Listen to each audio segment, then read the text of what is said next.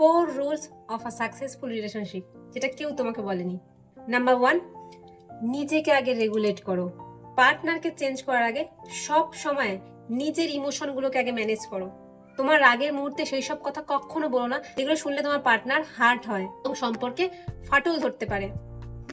Number 2, don't reply, শুধু শোনো। বেশিরভাগ কাপেলরাই একে অপরের কথা শোনে কম, বলতে চায় বেশি। দুজনে দুজনের পার্সপেক্টিভ বোঝানোর চেষ্টা করে, বাট কেউ কাউকে শুনতেই চায় না। নেক্সট কি বলবে, কি রিপ্লাই করবে, শুধু সেটাই ভাবতে থাকে। তাই কেউ কাউটা শুনতেও চায় না, বুঝতেও পারে না একে অপরকে। তাই পার্টনারের সাথে কনফ্লিক্ট তৈরি হয়, ট্রাস্ট নষ্ট হয়। সবসময় মনে রাখবে, পার্টনার তোমার কাছ থেকে সলিউশন চায় না, সে চায় তুমি তাকে শুধু বোঝো। নাম্বার 3, উইন করো না, রিপেয়ার করো। সম্পর্কে তুমি যেত বা আমি, ডাজন্ট ম্যাটার। দিন শেষে এটা দেখবে যে তোমাদের সম্পর্কটা জিতেছে, তো তাহলেই হয়ে যাবে। সমস্ত ঝগড়ার পর রিপেয়ার অ্যাটেম্প্ট নিতে হয়।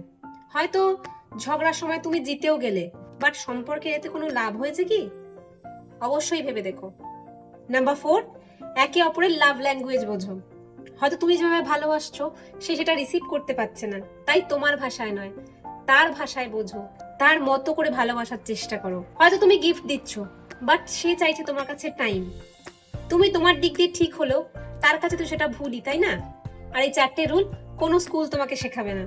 যদি লং টার্মে তোমার রিলেশনশিপ খুব ভালো রাখতে চাও, তো এই 4টে রুল অবশ্যই ফলো করো। আর যদি রিলটা ভালো লাগে অবশ্যই সেভ করো, শেয়ার করো তোমার ভালোবাসার মানুষটাকে। টাটা।